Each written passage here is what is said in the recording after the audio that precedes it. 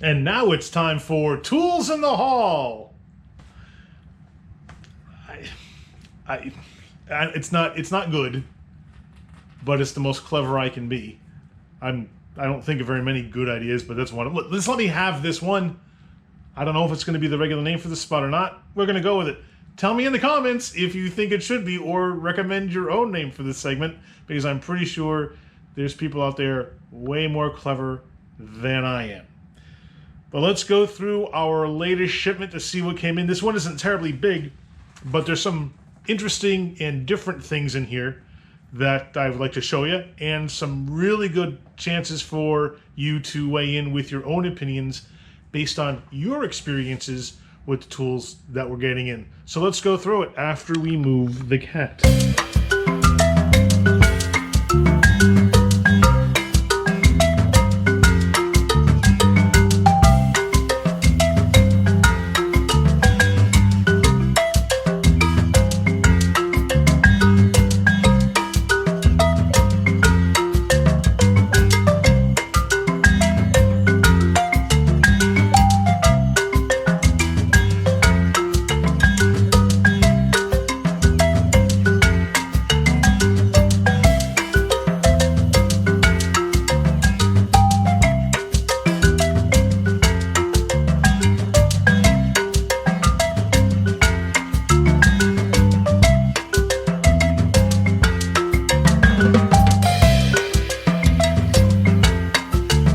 Let's dig in. First up, the Forma Funnel. This guy is very popular. All this is, it's such a simple design, but such a handy tool. It's just a piece of flexible, I believe it's aluminum, with a PVC or some kind of snazzy coating. And you can see it's flexible because you can try it now. Try it now. Anyway, you can flex this thing so that you can drain oil and fluids from around obstacles. And you might be thinking, well, why do I need that? Why don't I just let it pour out? Because you're going to have to clean up a mess if you don't use something like this. And it's a time saver, and it also saves in fluids like brake clean and some other solvents and cleaning materials that you might use. So you will wind up saving time, and time is money. And for the cost of this, and I think right now these are on sale for like 27 bucks or something. And they have a bigger one. They have one that's for aviation applications. They got a few different ones in the lineup.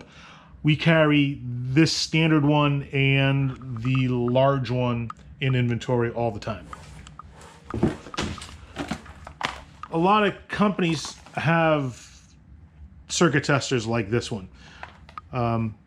SG Tool has one, OTC has one. This one is from Lisle, and the nice thing about it is it lights up red or green for positive and ground, and it has an LCD readout which will tell you the actual voltage between 3 and 49 volts. The reason why I carry these on the truck is because Lisle puts a lifetime warranty on it. You may have seen one of my other tool haul videos of Pliers. These guys are the Lyman's plier style, and these are extremely popular because the way the jaws are cut, they're very good at extracting screws and rounded fastener heads, but they're also very good for general purpose use. A lot of folks use these to grab onto hose clamps, both the wire type and the flat type. And they're a good go-to.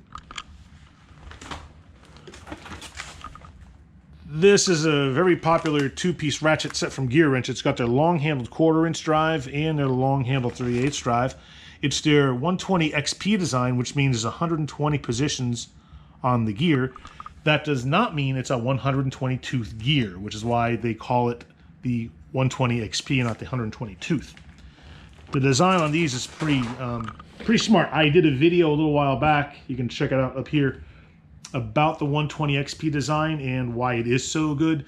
The long and short of it is they have a 60 tooth gear and 2 offset pawls that engage the gear so that you get 120 positions.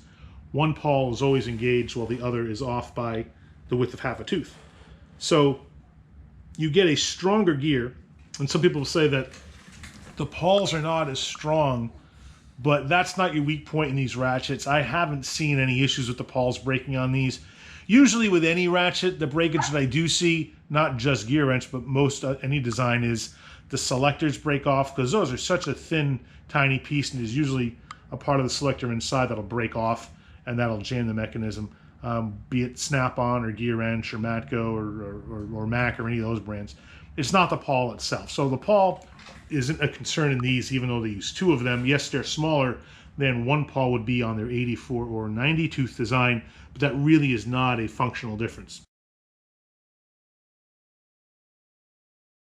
Easy Red has this Necklight, which is very popular. They also third-party brand this light for Cornwell and other companies as well, although I do not think they do it for Snap-on, because Snap-on's is a different design. The Snap-on one has the battery pack along the band in the back, as opposed to the Easy Red ones, which puts it in the light heads. And these two are independent, so you charge them independently of each other. And the nice thing about this is, unlike the Snap-on one, because they put the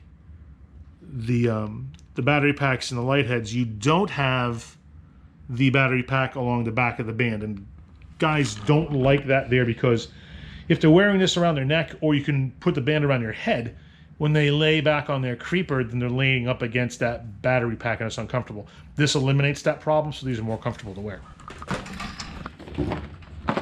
The Gearwrench bolt biter sockets are rather popular, and in fact I have removed the Irwin ones from my inventory because these seem to stand up longer, and they're about half the price than the Irwin ones. Instead of the spiral flutes, these have straight flutes on them for extracting bolts. So you can use these going forward and, well, I guess left or right, as opposed to the Irwin ones, which have a spiral flute. They're only intended to be used going one direction, which means they wouldn't work for a left-hand thread. I don't think you'd ever want to use these for putting a bolt in, but I don't know. Anyway, they have straight flutes. Lifetime warranty on them. If they do wear out or break, then I just give you new ones. This is an excellent and fairly inexpensive impact chisel set from Gray Pneumatic. GP is known mostly for their impact sockets and secondarily for their adapters. I really like their impact chisels because they have a wide variety, the prices are right, and they cover them under a lifetime warranty.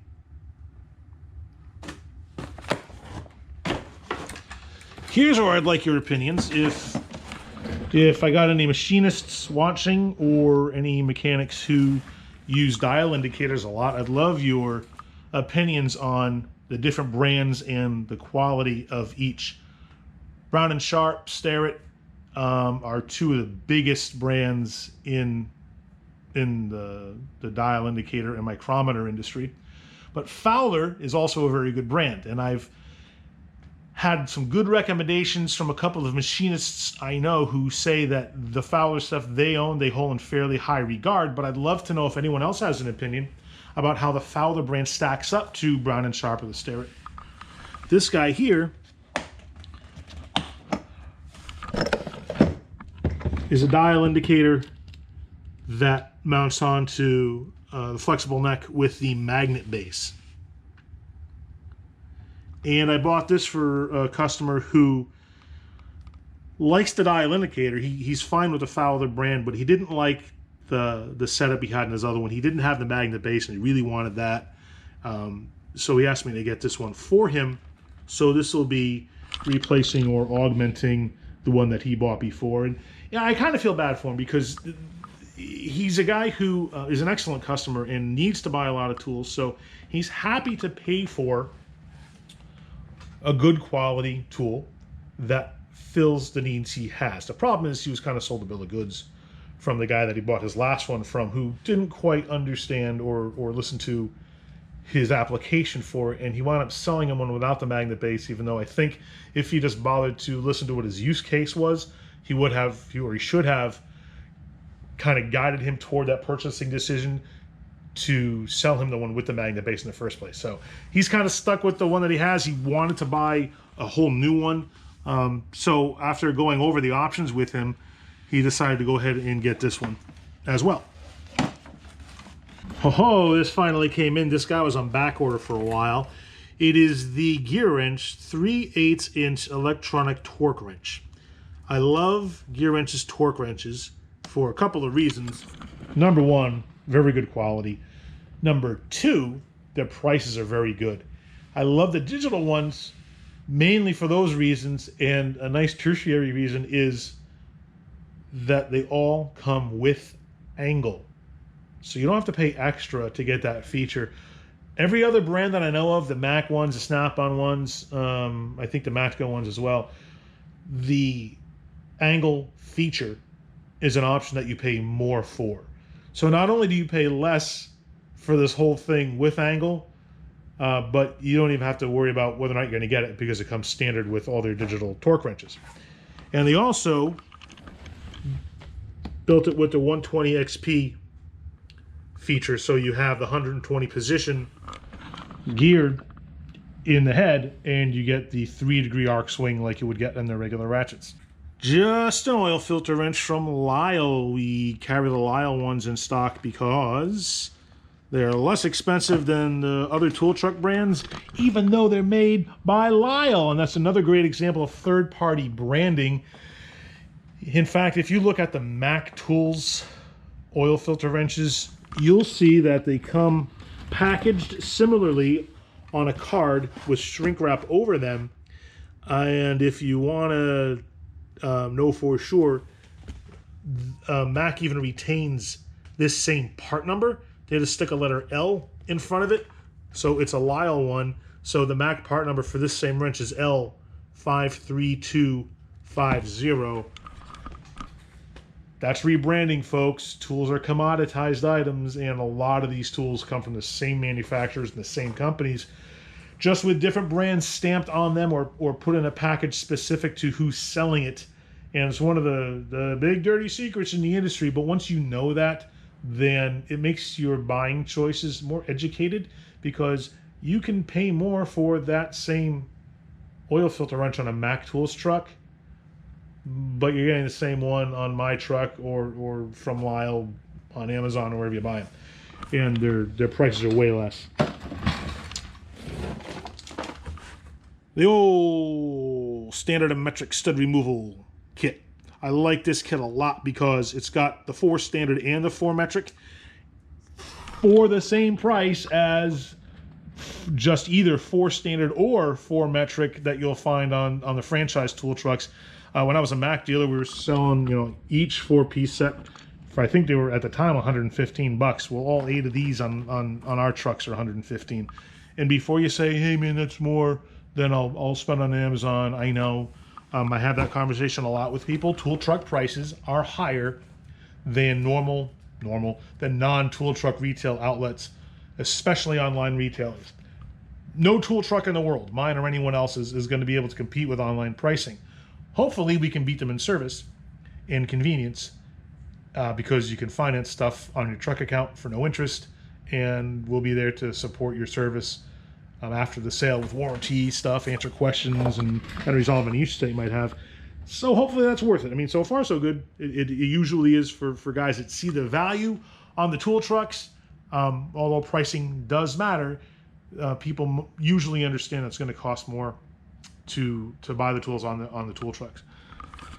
Then we have this handy dandy little magnetic soldering clamp, also from Lisle. It's got a magnet base and 2 alligator clips so you can hold your work in the clamps while you're holding your solder and your soldering iron in your other 2 hands. And the nice thing about this is, because of that metal base, you can stick it somewhere in the engine compartment while you work on your soldering. A 15/16 ratcheting wrench from Gearwrench. This is either replacing sold inventory or it's a special order for somebody. This is a very handy little thing, and I think we alluded to this in one of my prior tool haul videos. Excuse me while I try to get this out with one hand. Hold on. This little 1/4-inch driver from Easy Red has 2 flex heads, a square drive on one end, and a hex drive on the other for bits.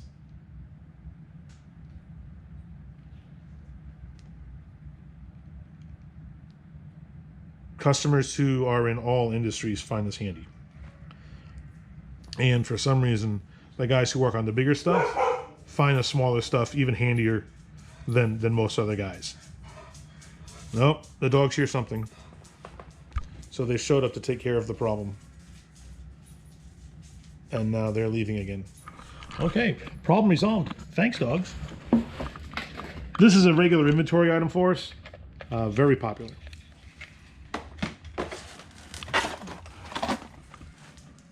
These are the Quick Connect bore brushes. They have that hex shank with the Quick Connect on them for either a hex handle driver, or if you use them real slow, you can put them in a drill. Just know that these are not speed rated. So use with caution if you're going to put them in a power tool, because that's not how they're intended to be used. As long as you keep the speeds down, though, you'll be okay. This hood prop is really handy. A lot of guys use vice grips where you would use this, but nothing beats having the purpose-built tool for the job. If you have a gas charge lift or a shock that's shot, then in order to keep the hood open, you'll need something like this that you can clamp around the piston so that the shock doesn't collapse. Do people use broom handles and sticks? Yes, they do. They also use vice grips, like I said, but this guy is purpose-built for that. And then has a tag hanging off of it to say remove it before you close it, because if you try to force the hood closed and that thing's on there, you could bend it, because the back of that is aluminum and it's not that thick, and it's easy to bend either when you try to close the hood with that still attached, or if you try to over tighten the screw on that, then you can bend the back of it. So just be careful. The 5-row lock-a socket tray from Mechanics Time Savers.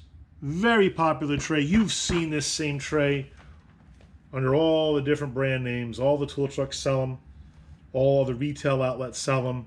They're made by Mechanics Time Savers, and they're third-party branded for everybody else. That's that heavy gauge metal tray with the handles and the 1/4-inch, 3/8, and 1/2-inch drive socket clips on those.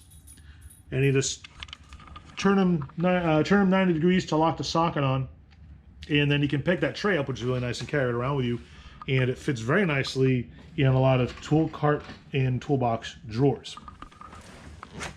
Last but not least, we have a Streamlight Stinger battery. I keep the batteries as well as things like tail cap switches, lenses, and some other Streamlight parts in inventory all the time, because I can swap those parts out under warranty.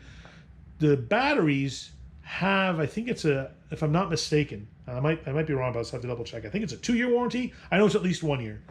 So we can swap those out a lot of times under warranty, and certainly their lights and the parts on the lights, like the switches and the caps, all have lifetime warranties. So as long as we keep enough of an inventory on the truck, we're going to swap them out when they break.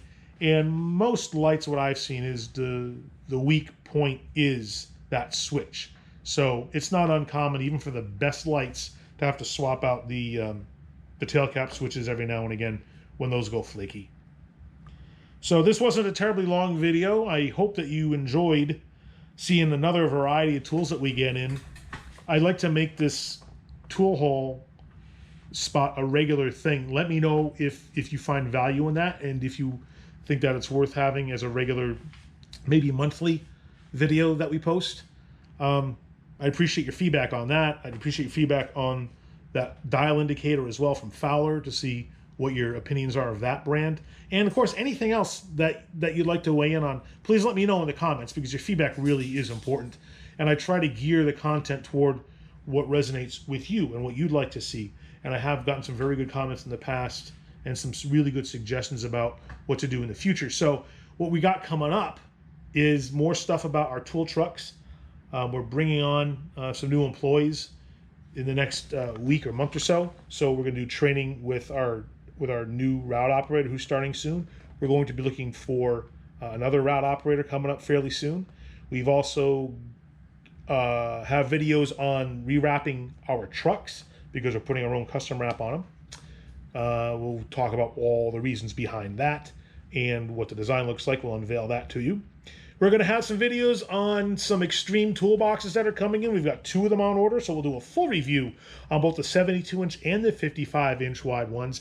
And we're going to have a special tool haul video after we take receipt of the order that we placed for the virtual tool show we attended this year. So we'll get a chance to restock some of the trucks and build up our inventory with a whole bunch of new power tools from Milwaukee, hand tools from Gearwrench and Sunex, and also a shipment of Monster or Sunex branded adjustable work tables. So do me a favor, click down here to subscribe so you don't miss any of it. Thanks so much for watching, and remember, use a tool, don't be one.